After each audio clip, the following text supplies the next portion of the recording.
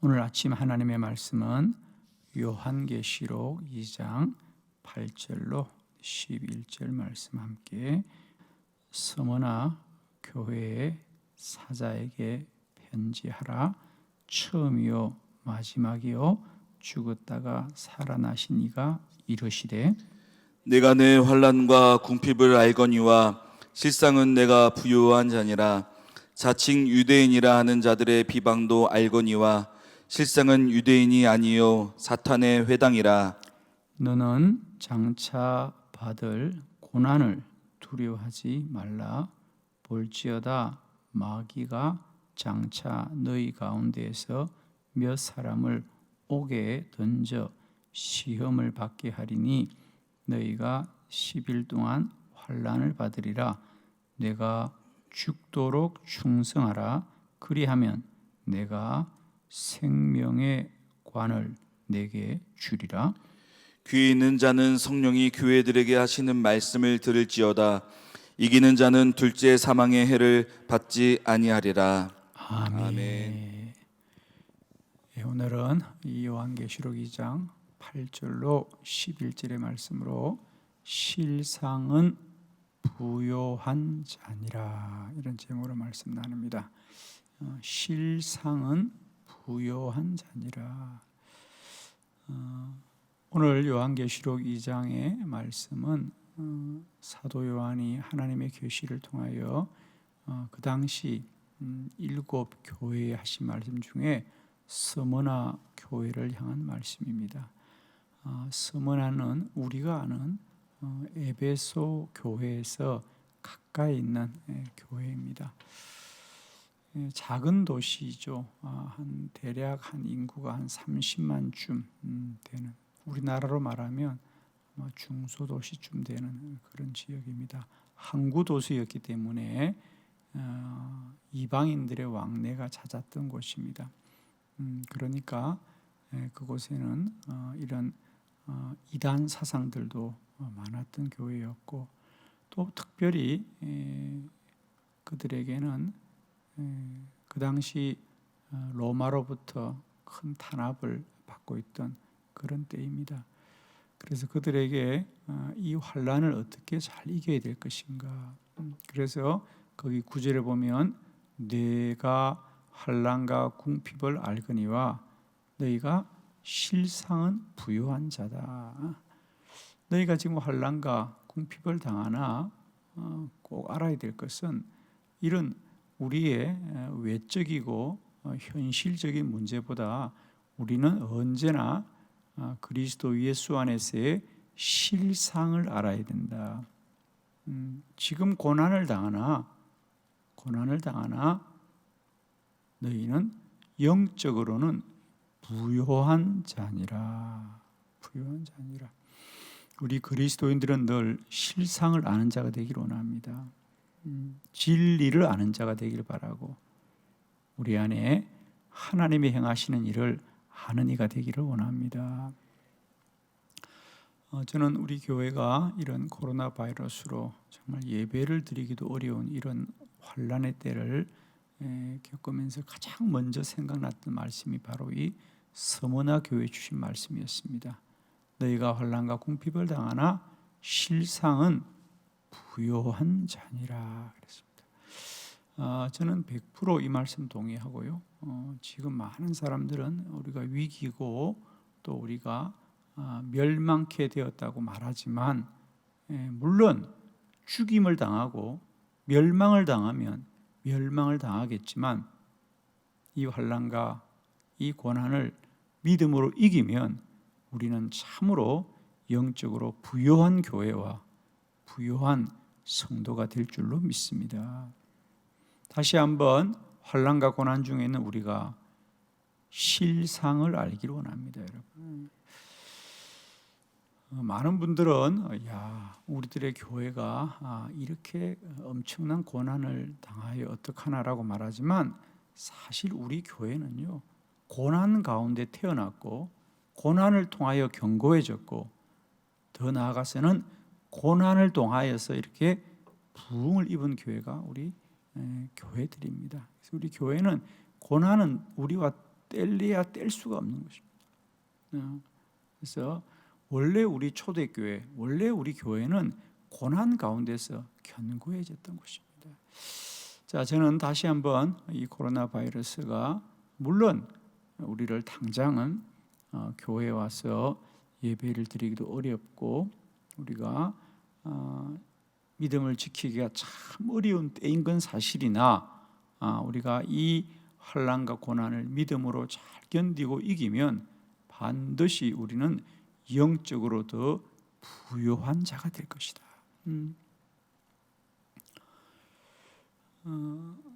요즘은 이제 그런 말을 잘 안 쓰는데 한때는 우리 교회들에게 제자 훈련이란 말들을 참 많이 했습니다. 제자 훈련을 해야 된다. 훈련을 받아야 된다. 저는 그때 저의 마음속에 그런 생각이 늘 있었습니다. 우리 교회가 언제까지나 훈련만 받을 거냐, 연습만 할 거냐 말이에요. 제자 훈련을 하고 연습을 할 거냐는 거예요. 지금은 여러분 우리가 훈련하고 연습할 때가 아니라 전쟁을 하는 중입니다. 할렐루야. 우리는 지금 연습할 때가 아니에요, 여러분. 훈련할 때가 아니고요. 지금은 매일매일이 전쟁입니다. 실전인 거죠. 실전인 거지요.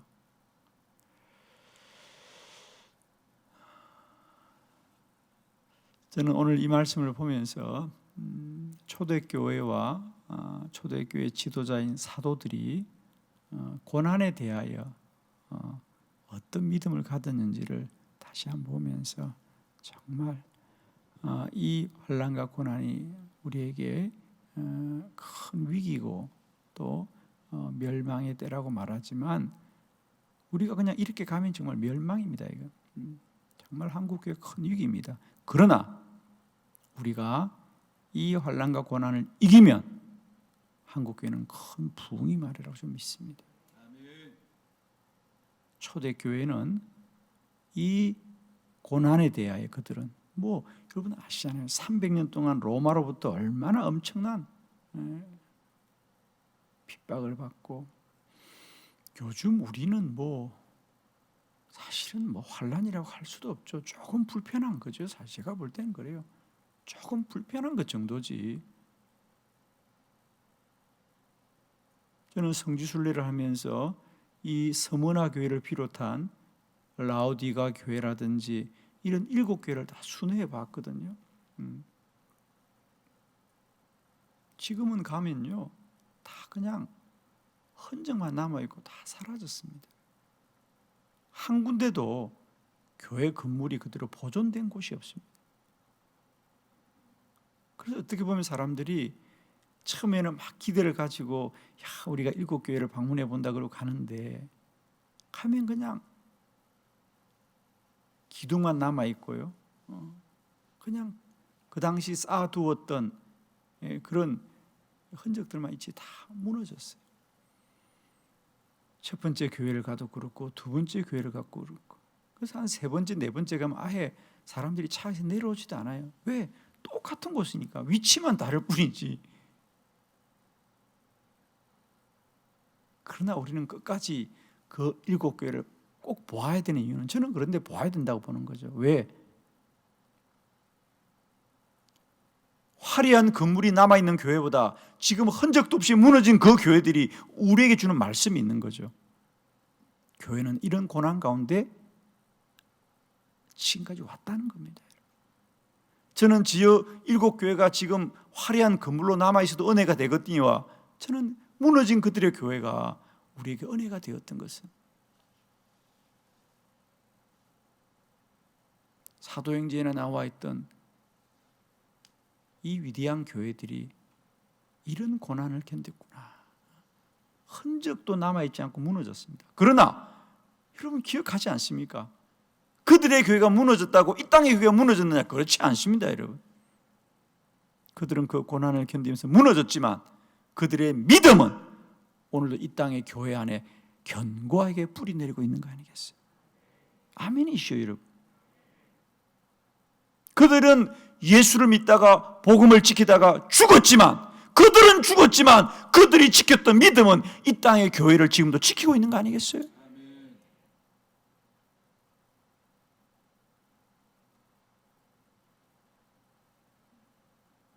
오늘 사도 요한이 말하는 바대로 우리의 환난과 궁핍이 참으로 견디기 어렵지만 우리가 알아야 되는 것은 우리의 영적인 삶은 실로 부유한 자다. 저는 부유한 자다. 저는 100% 동의합니다. 지금이야말로 이 땅의 교회가 영적으로 더 깊어져야 되고, 영적으로 더 충만해져야 되고, 영적으로 더 부유한 데다. 사람과 멀어지니 하나님과 다 가까워지는 것입니다, 여러분. 교회의 많은 형식과 외적인 것이 무너질 때에 내적으로는 더 단단해지고 깊어지고 본질에 가까워지는 거예요, 여러분. 전쟁이 나면 가장 필요한 것만 갖게 되는 거예요. 우리가 전쟁이 나서 피난을 갈 때 뭘 챙깁니까?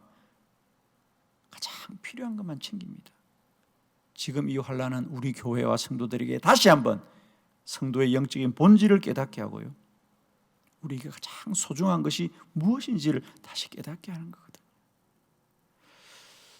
자, 이 시간의 말씀을 통하여 초대교회와 사도들은 이 그들이 당했던 고난에 대하여 뭐라고 하느냐? 첫 번째, 고난 가운데 그들은 믿음이 깊어집니다. 고린도후서 1장 8절로 9절을 교독합니다. 8절, 형제들아 우리가 아시아에서 당한 환난을 너희가 모르기를 원하지 아니하노니 힘이여 겹도록 심한 고난을 당하여 살 소망까지 끊어지고, 우리는 우리 자신이 사형 선고를 받은 줄 알았으니 이는 우리로 자기를 의지하지 말고 오직 죽은 자를 다시 살리시는 하나님만 의지하게 하심이라. 아멘. 아멘.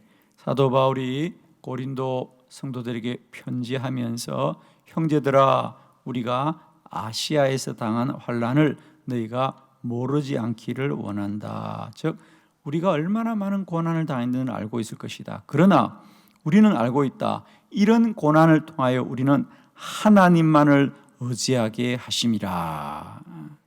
환난과 고난은 교회와 성도들에게 더욱더 하나님만을 의지하게 하는 줄로 믿습니다. 그러므로 환난과 고난이 영적으로 어떤 부유함이 있느냐? 믿음이 깊어집니다. 환난과 고난은 교회와 성도들에게 믿음이 깊어지게 하는 데다. 이 고난과 환난을 당하게 보면 우리가 깨닫습니다. 오직 하나님만이 우리의 구원이시요 참된 생명이신 것을 알게 되는 거죠. 하나님을 더 믿고 믿는 믿음이 깊어집니다. 성도들에게 가장 큰 복은 믿음의 복인 줄로 믿습니다. 믿음대로 그 삶이 되어지는데 환난과 고난을 당하면 사람의 거칠에는 다 무너지고 사라집니다. 외적인 것은 다 무너집니다. 인간적인 것들과 육적인 것은 다 무너집니다. 그러나 믿음은 영원한 것이고요, 가장 견고한 반석이 될 줄로 믿습니다. 다시 한번 이 환난과 고난이 우리에게 외적이고 또 육적인 것들이 다 무너지고 정말 견고한 반석이요 우리 신앙의 기초가 되는 믿음은 더 깊어질 것이다. 초대교회와 사도들은 그 환난을 통하여 그들은 더욱더 믿음이 견고해진 거죠. 그죠? 이 땅에 우리들의 교회와 성도들이 이 코로나 바이러스로 인한 큰 환난과 고난을 통하여 우리들의 믿음이 깊어지는 은혜가 있길 원하고, 우리가 그동안 믿는다고 말하였지만 사실은 우리가 인간적이었고 인본적이었고 육적이었고 현세적인 것들, 세상적인 것들, 인간의 만족함을 구했던 신앙들이 이제는 다 무너지고 정말 영원한 진리 대신 우리 주 예수 그리스도만 바라보는 진정한 믿음으로 우리가 다시 새로워질 거라고 좀 믿습니다. 이번 환난과 고난을 통해 저는 늘 참 귀하게 생각하는 건 그래요. 다시 한번 우리는 믿음의 본질이 무엇인지를 깨닫게 되는 거예요. 그죠? 사실 그동안 우리가 하나님 믿는다고 말하면서도 교회를 다녔지만 실상은 돌아보면 다 인간적인 것들, 세속적인 것들이고 물질적인 것들이었고 육적인 인간의 만족을 구한 것이 우리들의 모습이었습니다. 여지없이 다 무너지는 거예요. 없어도 되잖아요. 다 없어도 되는 거예요. 교회의 본질은 뭡니까? 주님을 예배하는 것이요, 기도하는 것이요. 교회의 본질은 그거예요. 다 무너지고 지금 본질만 남는 거예요.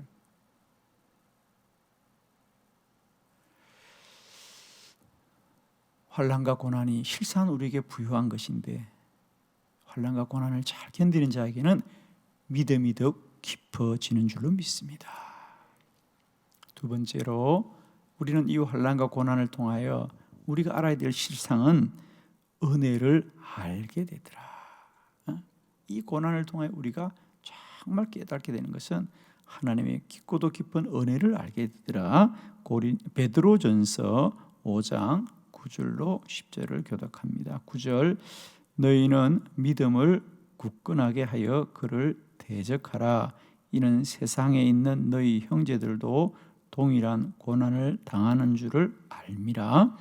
모든 은혜의 하나님 곧 그리스도 안에서 너희를 부르사 자기의 영원한 영광에 들어가게 하시니가 잠깐 고난을 당한 너희를 친히 온전하게 하시며 굳건하게 하시며 강하게 하시며 터를 견고하게 하시리라. 아멘. 베드로 전서는 환난을 당한 초대교회에 보낸 사도의 말씀입니다.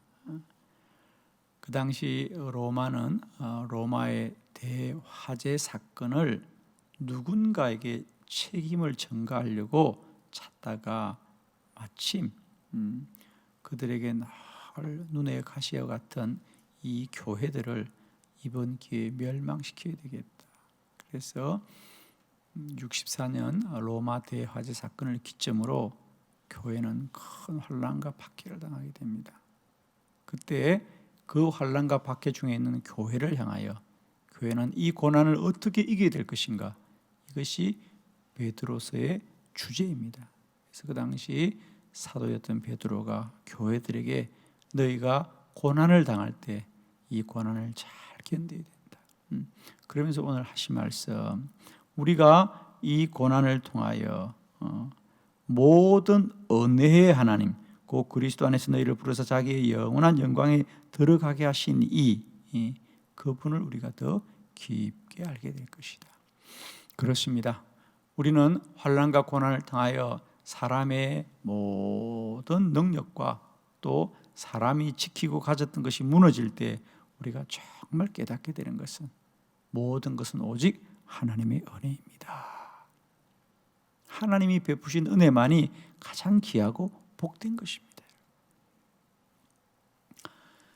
우리는 가지고 있을 때는 내가 가진 게 무엇인지를 잘 몰라요.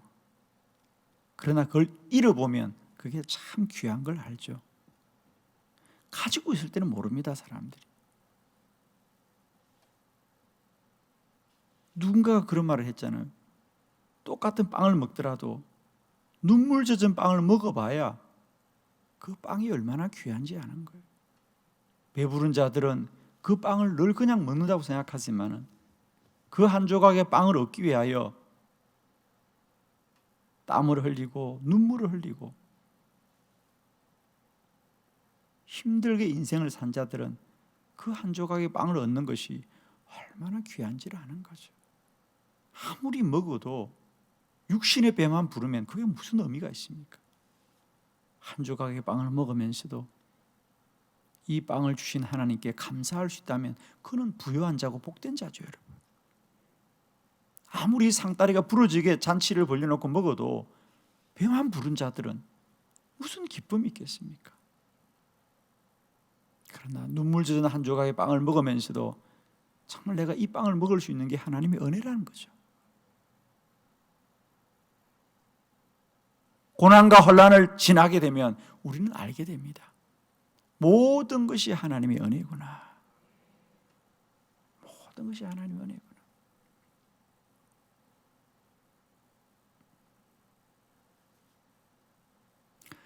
저는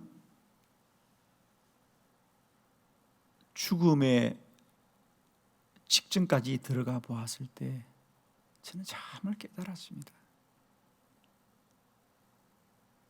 우리의 가장 큰 축복은 다른 게 아니에요. 뭘 많이 먹고 뭐 즐거워야 되는 게 아니라요. 정말입니다. 하루 살아있는 것이 얼마나 감사한지, 하루 내가 눈을 뜰 수 있는 게 얼마나 감사한지. 그 다음은 아무 문제도 아니에요, 여러분. 우리를 뭐가 괴롭게 한다, 뭐 내가 힘이 들고 뭐가 부족하다, 아무 문제가 아니에요. 그래도 살아있잖아요, 여러분. 할렐루야. 한번 죽어볼래요? 죽어봐야 알겠어요? 그냥 한 사람만 죽어보면 돼요, 여러분. 저는 죽음 직전까지 가봤잖아요. 저는 그때부터 모든 걸 내려놓았습니다. 아무 문제 없어요, 여러분. 살아있으면 돼요, 여러분. 오늘 하루도 살아있는 게 얼마나 감사한지. 나머지는 아무 문제 없어요, 여러분. 뭐 조금 힘든 거 있죠, 여러분. 그러나 지나가면 또 아무 괜찮아요, 여러분. 뭐 여러분도 가정사이다 문제가 있죠. 뭐 누가 문제 없는 집안이 어디 있겠습니까? 그러나 괜찮아요, 여러분. 다 지나가는 거예요. 오늘 사도 베드로는 교회들에게 말합니다. 우리가 이 환난을 당하나, 그래서 우리 건물은 좀 무너질 거예요, 그죠? 교회 건물은 불타고 좀 무너질 거예요. 또 우리가 뭐 집에 살다가 잠깐 옥에 갈 수도 있지요. 그러나 옥에 갇힌 것도 살아있으니까 갇히는 거지 뭐. 그러나 우리는 이 모든 환난을 통하여 모든 것이 하나님의 은혜인 것을 알게 될 것이에요. 정말 저는 이 10절의 말씀이 너무 귀해요. 모든 은혜의 하나님 곧 그리스도 안에서 너희를 부르사 자기의 영원한 영광에 들어가게 하시니가 잠깐 고난당한 너희를 친히 온전하게 하시고 굳건하게 하시고 강하게 하시고 털을 견고하게 하시리라. 엄빛게 사랑하는 성도 여러분, 우리가 잠시 고난을 당할 것이에요. 그러나 이 고난이 우리를 더 온전하게, 더 굳건하게, 더 강하게, 더 견고하게 하실 줄로 믿습니다. 그런 믿음으로 오늘도 세워져 가기를 그리스도 예수 이름으로 축원합니다. 세 번째, 고난은 우리를 성숙한 사람이 되게 합니다. 할렐루야.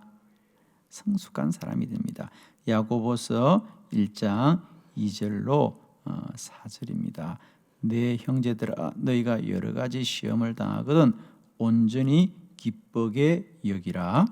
이는 너희 믿음의 시련이 인내를 만들어내는 줄 너희가 알미라. 인내를 온전히 이루라. 이는 너희로 온전하고 구비하여 조금도 부족함이 없게 하려 함이라. 아멘. 여러분, 고난은 우리를 영적으로도 부유한 자인데 어떤 부유함이 있느냐? 이 고난은 이제 우리를 더 성숙한 그리스도인이 되게 한다.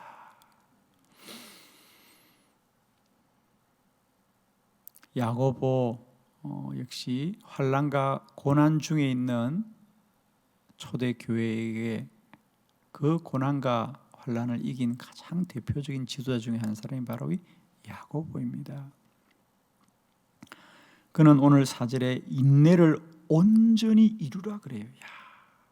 그냥 참아라가 아니고요. 그 참음을, 인내를 온전히 이루라. 이는 너희로 온전하고 구비하여 조금도 부족함이 없게 하려 함이라 그랬어요. 근데 저는 이 본문을 표준 세번역으로 다시 한번 읽어보면요, 훨씬 더 본문의 뜻이 분명해져요, 여러분. 우리 한번 표준 세번역으로 한번 읽어볼까요? 시작. 여러분은 인내력을 충분히 발휘하여 조금도 부족함이 없이 완전하고 성숙한 사람이 되십시오. 아멘. 여러분은 이제 성숙한 사람이 되십시오. 성숙한 사람이 되십시오. 여러분, 우리가 이제 예수를 믿되 이제는 믿느냐 믿지 않느냐가 아니라 예수를 믿을 때 더 성숙한 믿음이 되자. 여러분, 아직도 우리가 예수 믿으면서 예수를 믿을까 말까 고민합니까? 아니잖아요, 그죠? 이제 우리 예수 믿는 거예요, 그죠? 믿음으로 가는 거예요. 그러면 왜 믿음이 계속 가야 되느냐? 오늘 이 땅의 교회는 더 이상 이제 예수를 믿을 거냐 믿지 않을까 이걸 말하는 게 아닙니다. 우리는 예수를 믿되 그 믿음이 더 성숙한 자가 되기 위한 거룩한 소망을 가져야 합니다. 이제 재수한 교회는 말입니다, 믿음의 내용을 고민해야 되는 것이 아니라 믿음의 수준을 고민해야 되는 거다. 아직도 우리가 예수 믿으면 구원받습니다, 예수 믿습니까? 언제까지나 이 말을 반복해야 되느냐? 아닙니다. 이제 우리는 지나온 거예요. 그건 칭의의 신앙이고, 이제 우리 교회들은 성화의 신앙을 가져. 어떻게 하면 우리가 예수 그리스도 안에 얼마나 더 거룩한 존재로 변화해 될 것인가, 이것을 말해야지요. 언제까지나 이 땅의 교회가 예수 믿습니까? 안 믿습니까? 예수 믿어야 됩니다, 이 얘기를 언제까지나 반복해야 되냐고요.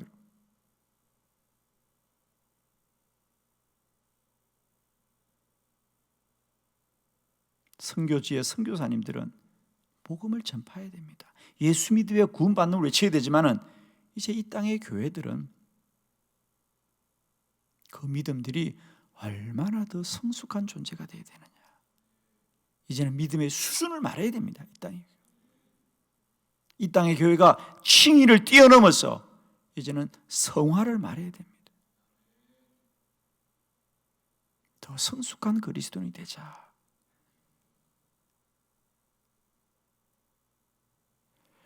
똑같은 것을 반복하면요 어떻게 되는지 아십니까? 굳어지는 거예요, 여러분. 똑같은 걸 반복하면 굳어집니다. 그러나 날마다 새로워지면 성숙해지는 거죠. 자라게 되는 거죠. 우리의 믿음이 굳어지지 말고요 자라야 됩니다, 여러분. 그러나 안타깝게도 여러분도 아실 겁니다. 왠지 우리들의 교회와 성도들의 신앙은 자라는 신앙이 아니라 자꾸 굳어지는 신앙 같지 않아요, 그죠? 참 안타깝죠. 예수 30년 믿었다, 40년 믿었다, 3대째 믿음이라고 말하는데 그 믿음이 우리는 성숙한 믿음보다는 왠지 굳어진 믿음인 것을 많이 보게 되잖아요. 그래서 그건 신앙이 아니라 신념이고 믿음이 아니라 고집일 때가 얼마나 많은가. 이제 우리의 신념이 신앙이 되어야 될 것이고 우리의 고집이 믿음으로 바뀌어야 될 거 아니겠습니까? 저는 정말 우리들의 교회에 성숙함이 필요하다. 오늘 사도 요한이 우리에게 말합니다. 여러분은 인내력을 충분히 발휘하여 조금도 부족함이 없이 완전하고 성숙한 사람이 되십시오. 저는 이 환란이 우리와 우리 교회를 더 성숙한 그리스도인으로 세워줄 줄로 믿습니다. 사랑하는 한빛교회 성도 여러분, 오늘도 이 환란이 우리를 좀 불편하게 하지만 우리의 신앙을 결코 멸망시키지는 못합니다. 이 환란을 잘 견디시고 우리가 더욱더 믿음이 깊어지고 하나님의 은혜를 더 부유하게 누리고 그리스도 예수 안에서 더 성숙한 믿음의 사람들로 성장하는 복된 하루가 되기를 축원합니다.